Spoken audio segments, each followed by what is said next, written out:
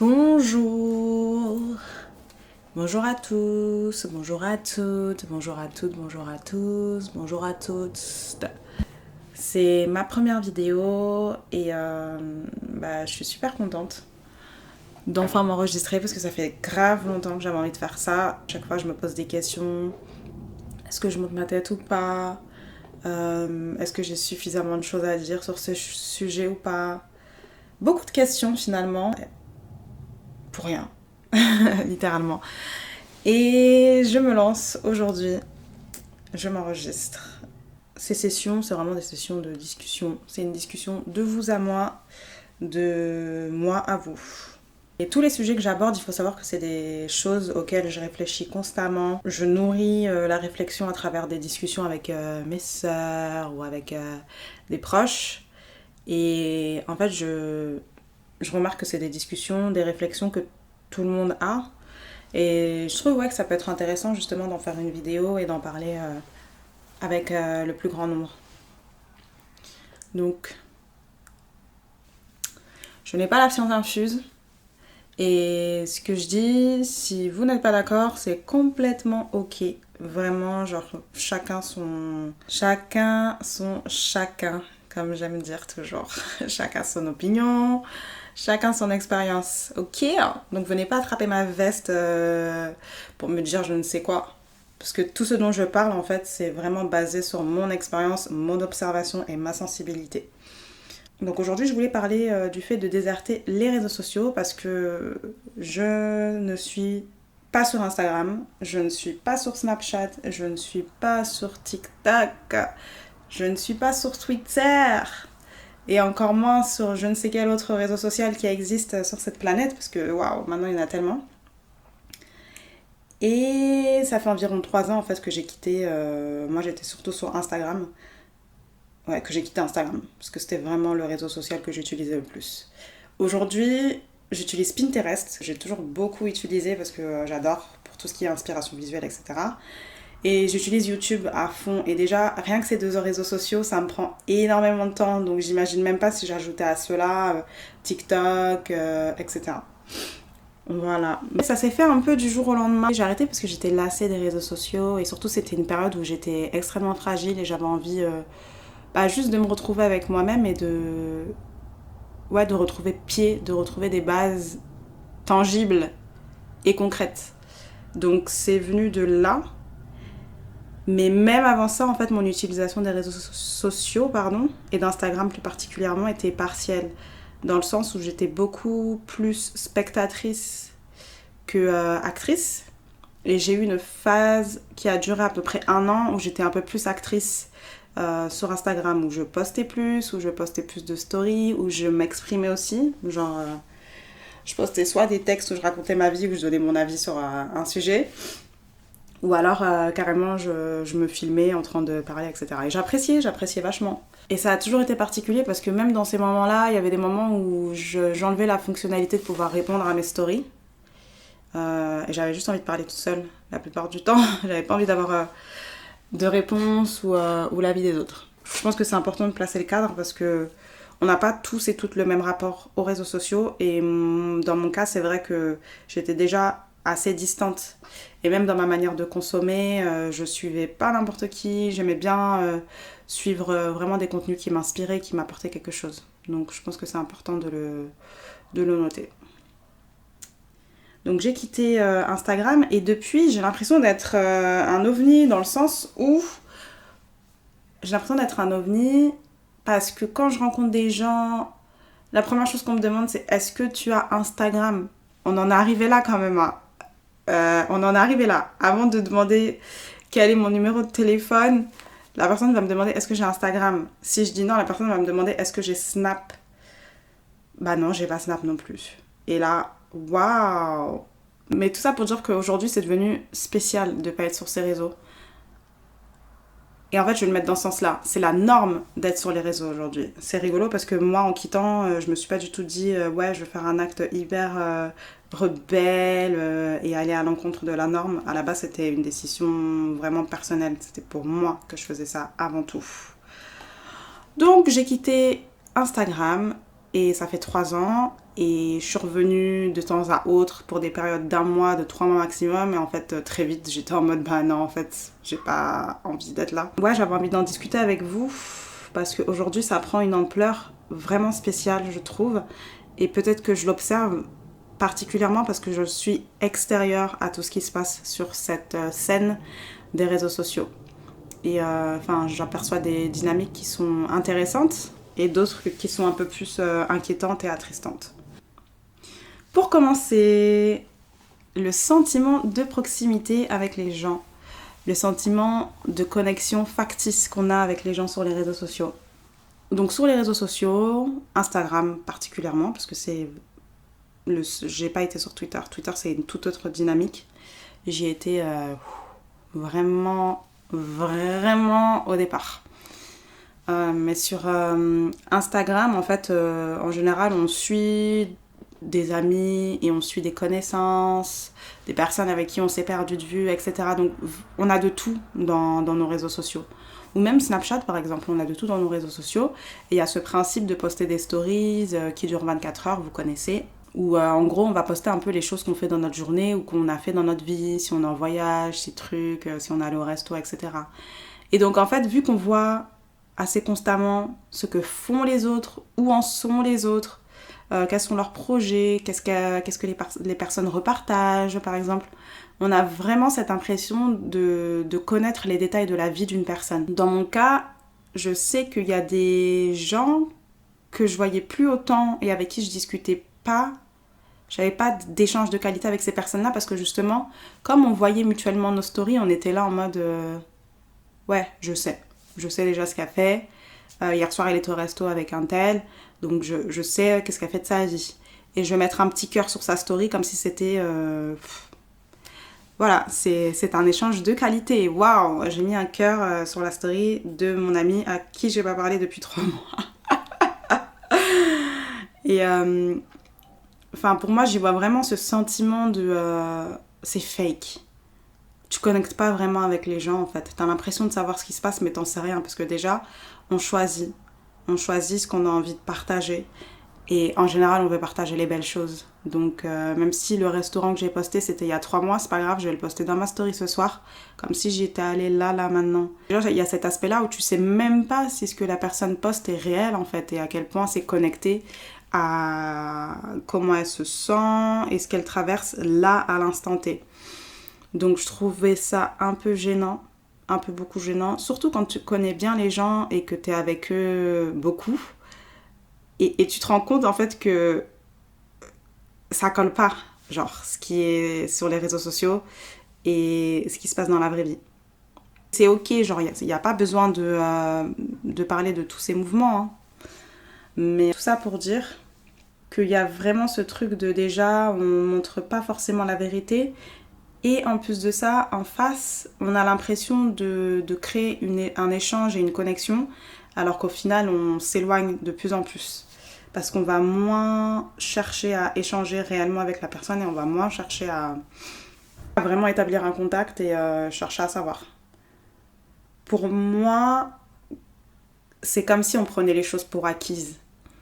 Parce que je vois la vie d'un tel, c'est acquis, genre. J'ai même pas besoin de prendre de ses nouvelles. Je vois déjà qu'il est allé au cinéma hier soir. Et je trouve ça malsain. Et c'est vrai qu'au moment où j'ai quitté les réseaux sociaux, j'ai regardé mes DM. Et j'étais en mode, mais tout ça, ça n'a aucun sens. Ça n'a ni queue ni tête. Et ça veut rien dire, genre. T'as l'impression de les connaître, t'as l'impression de savoir ce qu'elles font, mais tu ne sais rien du tout. Tu ne sais rien. Il y a des gens, ils sont en dépression en fait. Et tu n'es pas au courant. T'es pas au courant parce que cette personne a fait semblant que tout va bien sur les réseaux sociaux et justement, elle donne une image grave de boss lady et tout. Et tu sais pas en fait que elle est pas sortie depuis 2 mois, que ses volets sont fermés en fait, qu'elle vit dans l'obscurité, dans le noir. Et les stories qu'elle poste là, c'est des photos qui datent d'il y a 2 ans. Donc... ouais, c'est cet aspect vraiment factice et de vitrine. Chacun met ce qu'il veut, miroite, fait miroiter ce qu'il veut. Et même si on le sait, on part du principe qu'on connaît la vie de la personne et on sait... et voilà, c'est suffisant. c'est suffisant de savoir ce qu'elle a posté dans sa story. J'ai pas besoin d'aller chercher un peu plus d'informations. C'est tout ce que j'ai à savoir. Et cet aspect, il me gêne parce que moi, j'ai eu des moments de ma vie extrêmement difficiles où j'ai pas... Alors aujourd'hui, je vois pas du tout les choses de la même manière, mais à cette époque-là, je sentais vraiment que j'ai pas reçu le soutien dont j'avais besoin.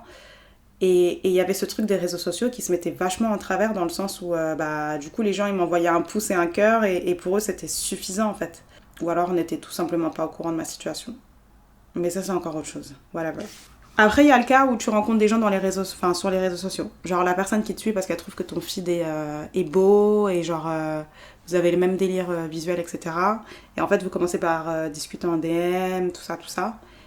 Et pareil, c'est une connexion qui est tellement factice. Et c'est là où je vous disais, justement, j'ai regardé mes DM un jour et j'étais là en mode, mais ça veut rien dire, ça n'a aucun sens. Parce qu'il y avait des gens que j'avais jamais rencontrés ou très peu rencontrés. Et genre, on s'envoyait des trucs comme si on se connaissait, des cœurs, des flammes, ça veut rien dire. Ça veut littéralement rien dire, en fait. Et ouais, c'était rempli de ça. Et à un moment, j'étais là en mode, mais bullshit, en fait. C'est absolument pas ça dont j'ai besoin. Je m'en fous. C'est vide de sens. Et donc, tu rencontres ces gens et t'as l'impression, pareil, de créer une vraie connexion, alors qu'en fait, c'est basé sur quelque chose de creux. C'est basé sur quelque chose d'absolument vide. C'est basé vraiment sur ce que tu as envie de montrer. C'est basé sur ce persona en fait. Et à un moment tu te rends compte que les gens ils te connaissent pas vraiment et à qui tu peux mettre le blâme? À personne. À personne à part à toi d'avoir cru que tu pouvais vraiment te connecter avec les gens à travers les réseaux sociaux. Mais donc ça, c'est le premier point, parce que ce qu'ils vendent sur les réseaux sociaux, c'est vraiment ce truc de pouvoir se connecter. C'est des réseaux où il y a des millions de personnes qui sont là, et c'est cette idée que tu vas pouvoir connecter avec des gens de partout dans le monde, etc. Mais la connexion... En fait, on a des opportunités de connexion, effectivement, mais c'est vraiment superficiel. C'est genre en surface. Ça peut pas être la majorité de tes interactions. Genre, il faut sortir dans le monde et parler avec les gens, parce que... c'est vide, c'est vraiment vide. Ensuite, ce que j'ai beaucoup observé sur les réseaux sociaux aussi, c'est ce besoin de prouver en fait. Donc comme je disais, c'est le fait de dépeindre un portrait hyper contrôlé et factice de soi. Voilà. Si je veux, demain là, je remets Insta et je suis la boss lady. Hein. J'ai juste à mettre un blazer. Un pantalon à pince et des petits escarpins et je vais faire un shooting dehors dans le café du coin avec mon MacBook en disant waouh, journée super productive aujourd'hui et ça y est, je suis la boss babe et je vais enchaîner les posts comme ça en mode entrepreneuse, tout ça. C'est super facile de se faire passer pour ce qu'on n'est pas. Vraiment hyper... Ça n'a jamais été aussi simple de se faire passer pour ce qu'on n'est pas sur les réseaux sociaux aujourd'hui. Et encore une fois, ayant des amis, des connaissances que je voyais dans la vraie vie et qu'après je retrouvais donc, sur ces espaces digitaux, j'étais parfois choquée de la différence de l'image qui est dépeinte sur les réseaux sociaux et sur la réalité. C'était le jour et la nuit en fait. Les gens vraiment se donnaient un air. C'était inexistant dans la vraie vie. Et en fait, ça s'appelle s'inventer une vie, tout simplement. Sauf qu'avant, on le faisait calmement, avec nos mots et tout. Et aujourd'hui, tu peux carrément genre, construire une image à laquelle les gens vont croire. Même si toi, t'es bienveillant et t'es en mode non, vas-y, je suis pas comme ça, tout ça. C'est le principe des réseaux sociaux. C'est une vitrine. Donc, quoi qu'il arrive, tu dépeins une certaine image. Et aujourd'hui, je dis ça, mais sur YouTube, je vais sûrement dépeindre une certaine image, mais j'ai mûri. L'époque où j'étais vraiment sur les réseaux sociaux, j'avais 19-20 ans. Aujourd'hui, j'ai 10 ans. Oh my god, j'ai 10 ans de plus que ça. Donc, j'ai vraiment pas le même regard, en fait. Et je sais que, dans mon cas, en fait, j'ai envie de parler à un certain public. Donc, j'ai besoin d'avoir des codes qui soient compréhensibles et des codes dans lesquels les gens se retrouvent pour pouvoir construire une communauté. Mais c'est différent quand je fais ça dans le but... Là, je fais ça parce que j'ai envie de partager des choses avec vous. Mais quand on est sur les réseaux sociaux, ce qu'on recherche, c'est pas forcément... Enfin, la personne lambda, elle cherche pas forcément à créer une communauté. Hein. Moi, je cherchais pas à créer une communauté. Et c'est là où ça fait le lien avec le besoin constant de validation, en fait. On crée ce personnage qui, on pense, va plaire, avec les meilleurs côtés de nous et parfois des côtés que nous ne possédons pas. Et en fait, au lieu de travailler en profondeur sur soi, sur vraiment travailler sur son estime, son amour de soi, sa confiance en soi, on va déléguer ça aux plateformes, aux réseaux sociaux. Ça fait que, est-ce que on est OK avec soi-même quand on a cette image digitale ultra contrôlée, ouais, juste ultra contrôlée et idéale de soi, contre qui on est dans la vraie vie? Est-ce qu'on se sent bien avec soi-même quand on a cette dualité qui s'installe? Parce que pour beaucoup, en fait, l'image qu'on a sur les réseaux sociaux, elle colle pas forcément avec la réalité. Et c'est pas le cas de tout le monde, hein. Il y en a pour certains où c'est assez cohérent, mais pour beaucoup, c'est pas le cas. Donc, est-ce que on est bien avec soi-même quand on vit comme ça? Quand on a besoin de prouver H24 qu'on a une fast life, que tous les soirs, on fait un truc différent, qu'on est invité à telle soirée avec telle personne, qu'on est quelqu'un, en fait. Aujourd'hui, je sais pas comment ça se passe. Ça fait 3 ans que j'ai quitté. Mais je trouve qu'il y avait vachement ce besoin de prouver que on est quelqu'un et qu'on fait quelque chose. Tout le monde a son business, tout le monde est hyper stylé, tout le monde est créatif, tout le monde est ci, tout le monde est ça. Qui êtes-vous dans la vraie vie? Que faites-vous dans la vraie vie? Parce que si vous passez la plupart de votre temps rivé à votre écran, à scroller, à ingérer du contenu, à vous-même vous prendre en photo et contrôler exactement l'angle dans lequel vous vous prenez en photo, à sélectionner qui êtes-vous dans la vraie vie? Est-ce que vous avez du temps pour vous développer en tant que personne? Est-ce que vous avez du temps pour vraiment aller en profondeur et développer vos compétences? Pour moi, le temps passé sur les réseaux sociaux, ça vole ce temps justement de développement de soi. Et aujourd'hui, mais j'ai tellement de temps pour moi, c'est magique, c'est magnifique. Et j'ai jamais autant évolué de ma vie en fait. Et j'ai jamais autant développé ma personne et développé mes compétences. Et tout ça, j'aurais pas pu le faire si j'étais encore là à scroller sur TikTok, Snapchat, nanana, nanana. Donc, pour moi, ce besoin d'être présent et d'être visible, ça cache parfois un déficit d'amour de soi, un déficit de développement. Ces applications, il faut savoir qu'elles sont développées pour passer extrêmement de temps dessus, c'est addictif. Donc, on n'y passe pas que 5 minutes par jour, hein, qu'on se le dise. Du coup, ce temps-là que tu passes dessus, imagine si tu le récupères, tout ce que tu peux en faire. Donc moi, c'est ce que je vis à l'heure actuelle. J'ai du temps de m'asseoir là et de faire cette vidéo. J'ai le temps et j'ai l'espace mental disponible de pouvoir avoir ces réflexions en fait. Ce besoin de prouver, il nous vole l'opportunité d'avoir une vie riche et pleine d'apprentissage. Et en plus de ça, on se crée des anxiétés, mais vraiment de merde en fait. On se crée des anxiétés nulles, dans le sens où on est là, carrément on a un nouveau mot, c'est le FOMO, c'est Fear of Missing Out.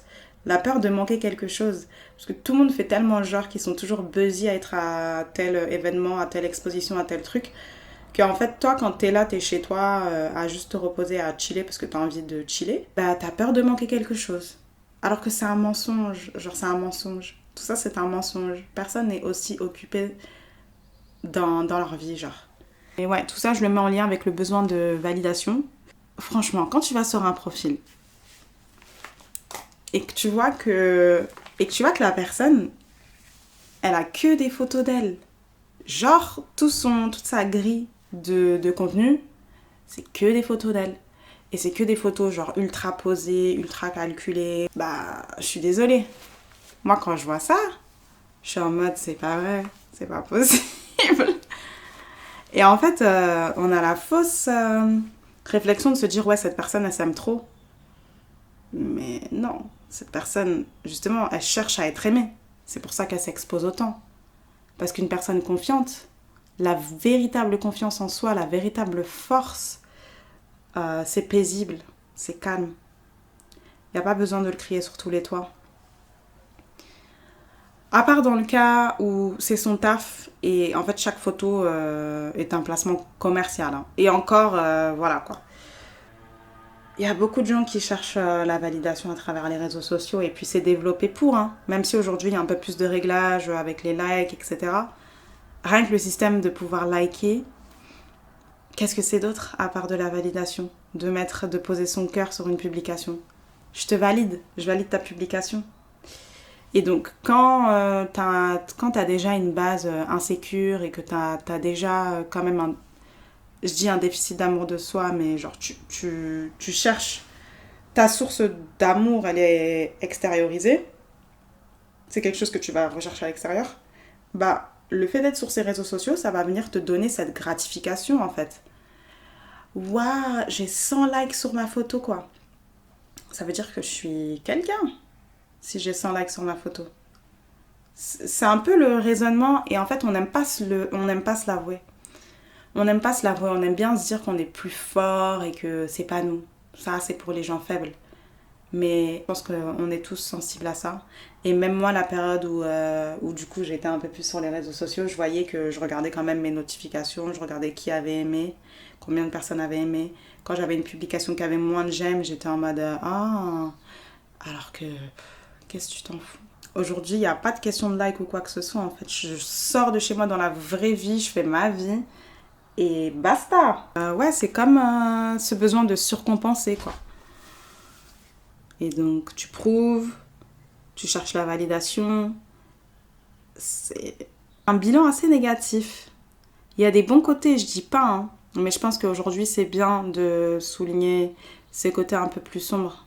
Parce que je pense qu'on est en capacité de comprendre avec toutes les informations qu'on a, on est en capacité de savoir pourquoi c'est pas bien. Et donc ça, c'est quelque chose dont j'avais parlé une fois à ma thérapeute, qui m'avait expliqué aussi tout ce qui était circuit de dopamine, en fait. Enfin, c'est des choses super importantes qui se passent dans nos cerveaux, qu'on vient court-circuiter, parce qu'on vient se mettre des pics de dopamine avec ces réseaux sociaux, la course au like, etc. Mais en fait, c'est une récompense qui est tellement courte et tellement peu significative. C'est difficile après de valoriser les vraies gratifications. C'est-à-dire quelque chose pour lequel tu as mis du temps, pour lequel tu as travaillé, pour lequel tu t'es investi. C'est difficile en fait après de reconnaître la vraie valeur des choses, je trouve. Ça fait très meuf super sage et tout, mais c'est vraiment ce que je pense et c'est vraiment ce que j'ai observé. C'est même pas pour faire genre, c'est mon avis, c'est ma vie, quoi.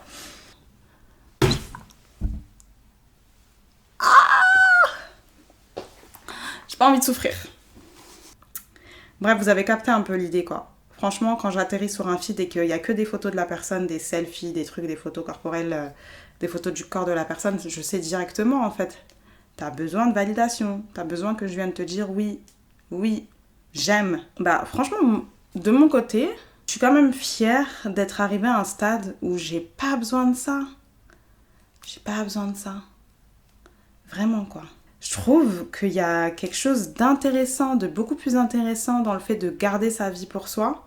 Et si les personnes, elles veulent être dans ta vie, elles le seront en fait. Et elles chercheront à savoir qu'est-ce que tu fais, où est-ce que tu... Enfin, j'en sais rien. Elles chercheront à savoir où est-ce que tu en es dans ta vie.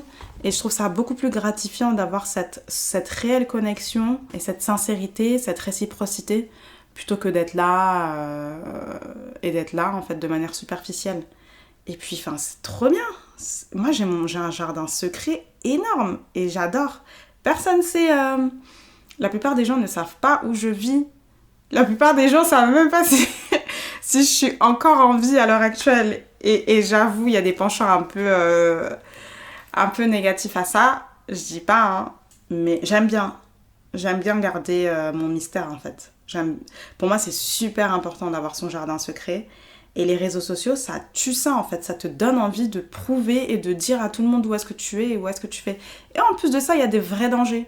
Vous vous souvenez Kim K, là, quand elle s'est fait cambrioler? C'était pourquoi? Parce que la meuf a posté qu'elle était out, qu'elle était en dehors de chez elle. Donc il y a des dangers en plus de ça tangibles. Les gars, genre un peu de pudeur. Et vous vous rendez pas compte en fait la puissance que c'est genre d'avoir toute son énergie et toute son attention disponible sur soi. Et ça me mène au prochain point qui est cette pollution visuelle. cette pollution mentale, cette pollution émotionnelle, cette pollution de tout en fait, c'est de la pollution de tout.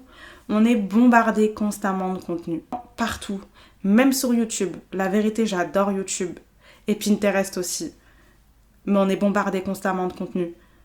Aujourd'hui, tu scrolles, ça n'en finit pas. À aucun moment, ça s'arrête pour dire « vous avez vu toutes les pages ». Il n'y a même plus de système de pages, en fait. Tu peux scroller jusqu'à fatiguer. Et je trouve ça fou. Je trouve ça fou, ouais, qu'il n'y ait pas de stop. Et en fait, ce qui se passe, c'est qu'on a tout ce contenu disponible tout le temps.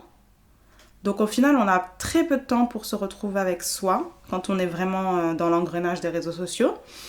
On a très peu de temps pour se retrouver avec soi. Faut dire la vérité, on a peu de temps pour se retrouver avec soi, avec ses propres pensées.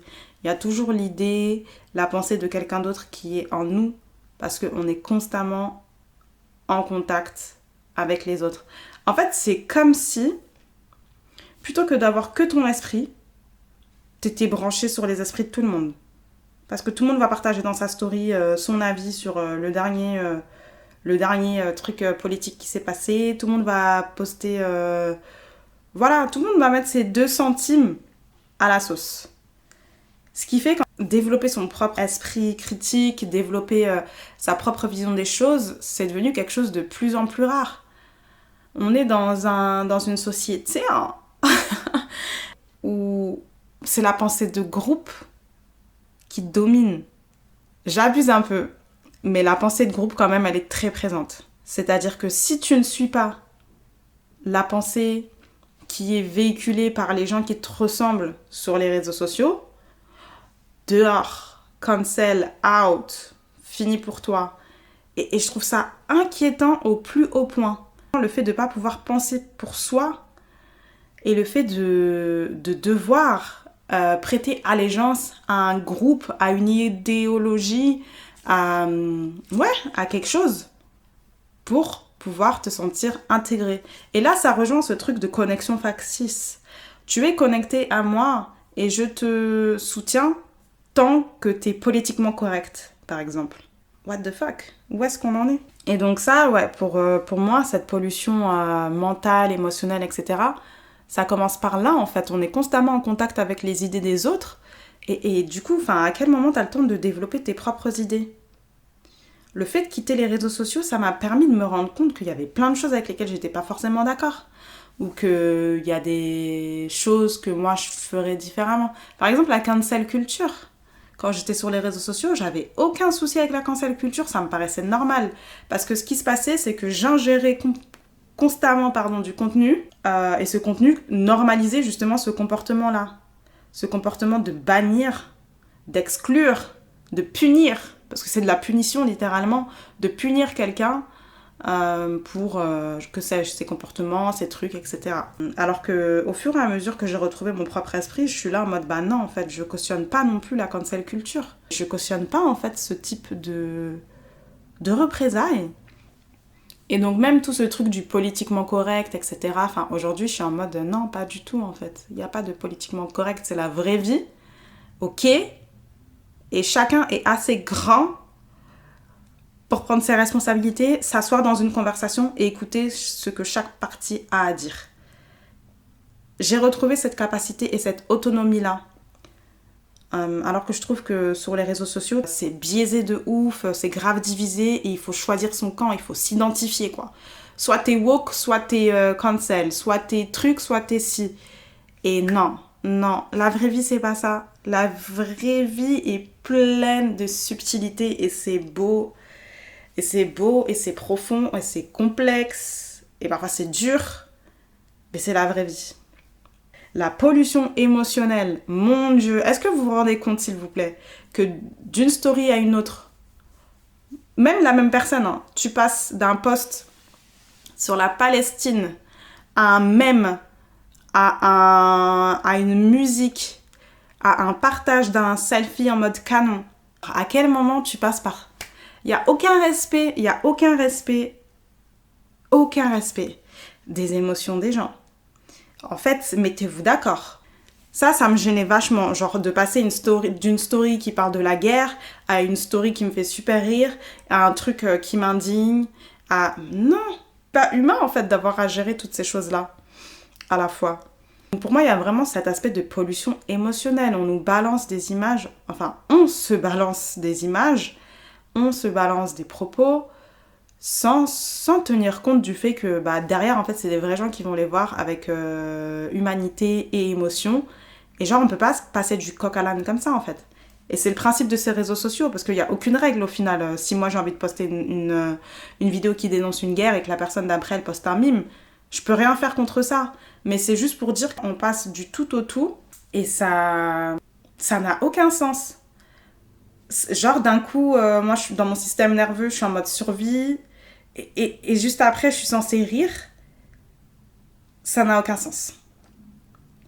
Cette partie-là, ça a été quelque chose de super libérateur. Genre le fait de pas être sur les stories des gens qui racontent leurs trucs hyper choquant, hyper violent et après passer du coq à l'âne avec un mime. C'était quelque chose d'assez perturbant pour moi et c'est toujours plus, toujours trop, toujours plus. Et puis pollution visuelle, on est inondé de visuels, on est inondé de tout en fait. On est inondé de visuels et après tout le monde a la même esthétique, on voit les mêmes images. On voit les mêmes images, donc on produit les mêmes images. Et moi qui suis une personne créative, c'est quelque chose d'important parce que du coup, quelle est ta source d'inspiration ? Qu'est-ce que tu apportes au monde quand ton subconscient, il a ingéré les mêmes choses que 70% des personnes en fait ? Qu'est-ce que tu produis après quand tu consommes les mêmes images ? Tu produis les mêmes choses. Quelle imagination tu développes quand tu vois les mêmes images que les gens ? Tu développes une imagination similaire. Ouais, le fait d'être tous et toutes inondés des mêmes images tout le temps, il y a une perte d'originalité. Et tout le monde commence à se ressembler. On l'a bien vu de toute manière avec la montée de la chirurgie esthétique, les gens qui demandent un peu tous les mêmes caractéristiques, qui carrément vont et montrent la photo de l'influenceuse avec le filtre. J'ai pas parlé des filtres. Et voilà, qui veulent y ressembler. C'est dommage en fait. C'est perdre de nos individualités qui sont précieuses. Et tout ça parce qu'on est bombardé. On se bombarde encore une fois, parce que quand je dis on est bombardé, on dirait que quelqu'un nous a forcé. Mais personne nous a forcé au final.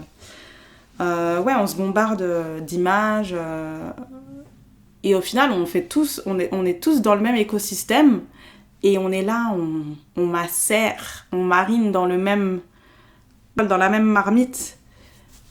Et voilà, tout le monde a le même goût. Et c'est peu excitant. Du coup, moi, j'aime bien quand je rencontre des personnes peut-être un peu plus âgées dans le sens où elles sont moins dans cette matrice. Ou alors des personnes qui, comme moi, ont fait le choix de prendre du recul sur tout ça. Parce que c'est beaucoup plus intéressant. Même au niveau des références et tout.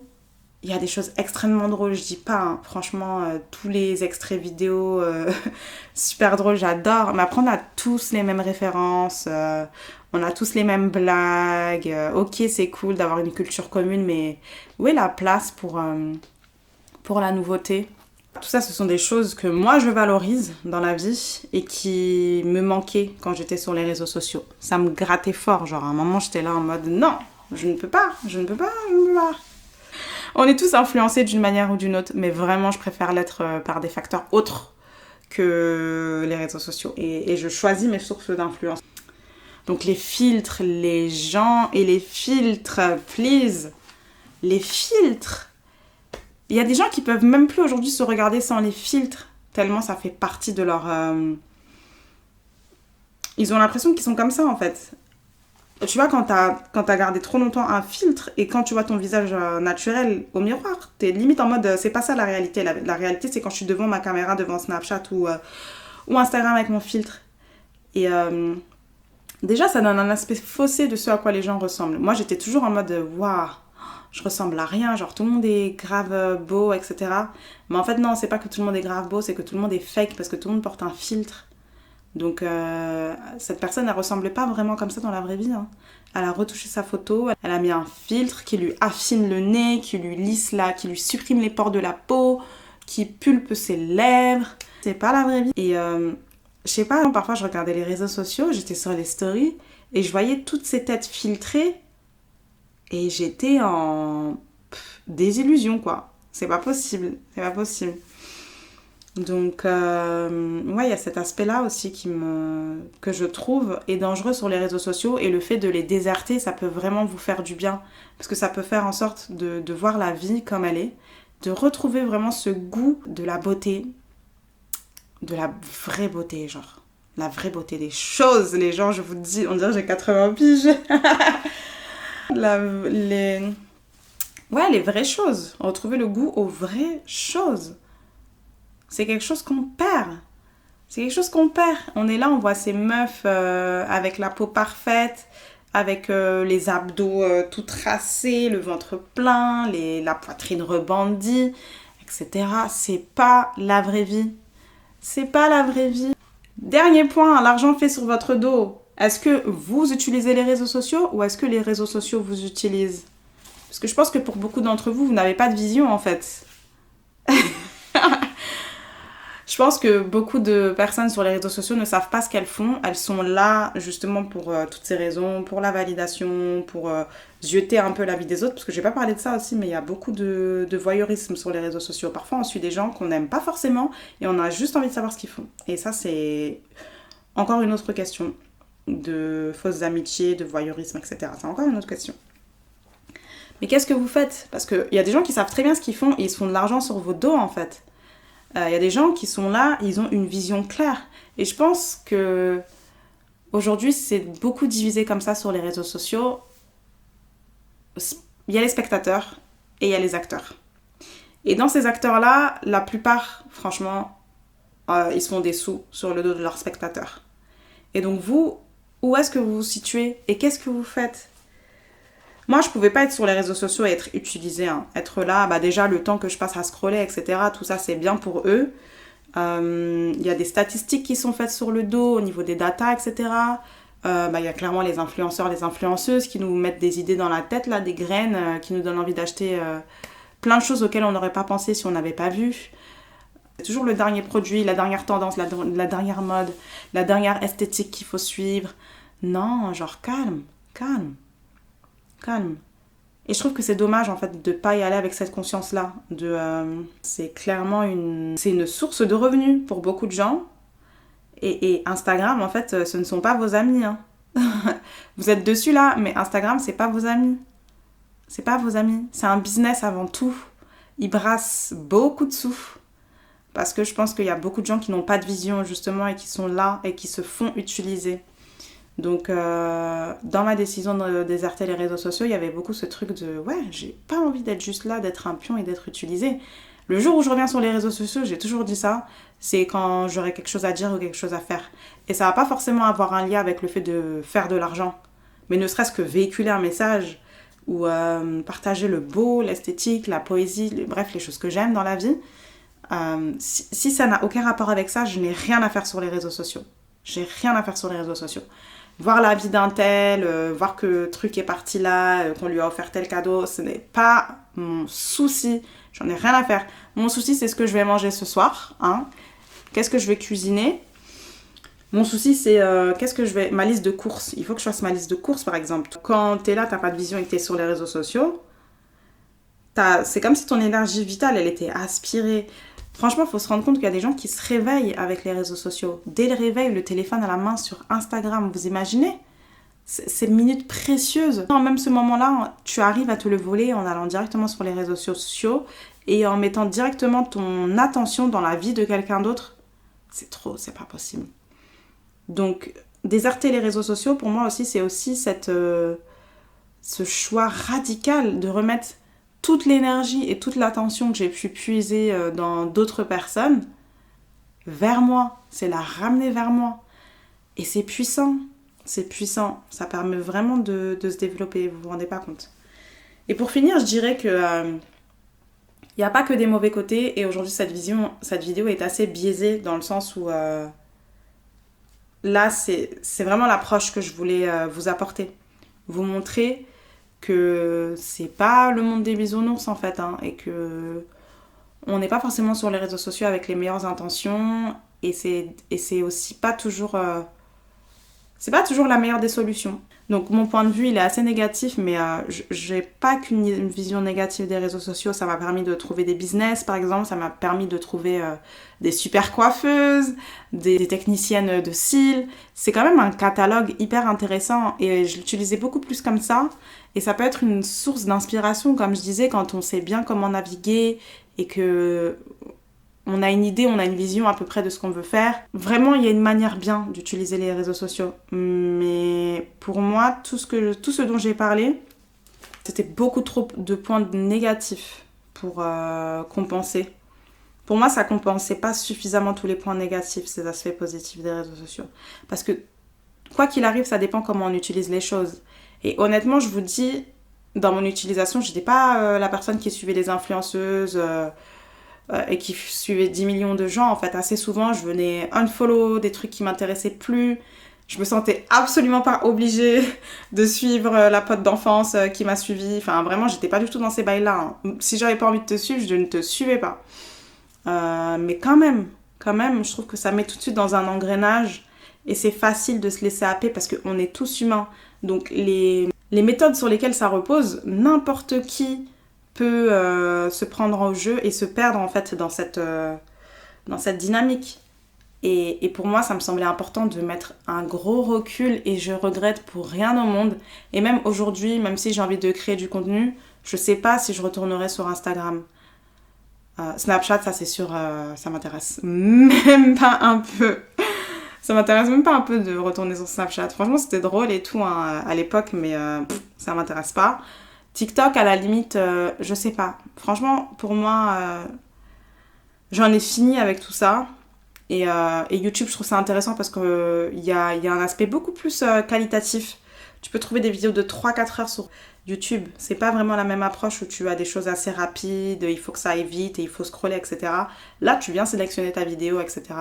Pinterest, j'adore Pinterest. Pinterest, vraiment, je ne pourrais jamais quitter. Et ce que j'aime bien avec Pinterest, c'est que franchement, moi, j'y fais ma vie et j'ai aucun souci de qui vient visiter mon truc ou quoi parce que c'est pas fait pour être vu. Mon Pinterest n'est pas... Je ne le tiens pas pour que quelqu'un vienne sur ma page et dise « Waouh, putain, quelle meuf stylée, j'adore ses références, etc. » Non, moi, j'ai Pinterest en tant qu'archive personnelle. Et donc, du coup, il y a un aspect beaucoup plus... ouais, jardin secret, encore une fois. Beaucoup plus intéressant que sur une plateforme comme Instagram ou Twitter. Putain, j'ai pas parlé de Twitter, mais Twitter, c'est drôle, hein. Mais Twitter, c'est les affres de l'enfer. Hein. Les gens, ils se sentent tout permis. C'est vulgaire à souhait. C'est le monde à l'envers, quoi. Et quand t'es sur Twitter, t'as vraiment cette impression de monde biaisé, encore une fois. Donc ça, c'est un réseau social, ça m'intéresse même pas un peu. Genre, moi, je suis quelqu'un de la subtilité, ok. Donc ça m'intéresse pas de me retrouver sur un truc comme sur Twitter parce qu'on me ramasserait toutes les 2 minutes. Mais ouais, pour finir, ouais, ça m'a fait plaisir de partager toutes ces idées. J'espère que pour certains, vous allez vous retrouver dans ce que j'ai dit et j'espère que ça aura suscité quelques réflexions en vous. Je pense qu'aujourd'hui, c'est des sujets dont on parle suffisamment pour être conscient des downsides, des mauvais côtés des réseaux sociaux. Et ce que je vous encourage à faire, c'est vraiment de vous asseoir avec vous-même et d'avoir cette réflexion-là de qu'est-ce que vous faites, quelle est votre vision. Et surtout, je veux pour les autres ce que je veux pour moi. C'est-à-dire que chacun retrouve son piédestal et que ça soit plus ces personnes-là qu'on voit à travers nos téléphones et qui nous font miroiter quelque chose qui n'est pas vrai du tout. Le message de cette chaîne, c'est soyez souverains, soyez souveraines les amis. Aimez-vous. On se retrouve bientôt pour de nouvelles aventures. Bisous, bye bye. Cette vidéo touche à sa fin et je tenais à vous remercier de l'avoir regardée. Pour les personnes qui l'ont regardée en entier, merci de m'avoir écouté jusqu'au bout de mon propos. Ça me touche et si jamais vous êtes arrivé donc au bout, je vous invite à laisser un emoji dragon dans les commentaires pour me le signifier. N'hésitez pas à partager vos expériences en commentaire, je lirai vos commentaires. Et abonnez-vous, aimez cette vidéo. Si vous souhaitez voir d'autres contenus comme ça, dites-le, signifiez-le. Et on se voit bientôt pour des nouvelles aventures. Mouah, bisous.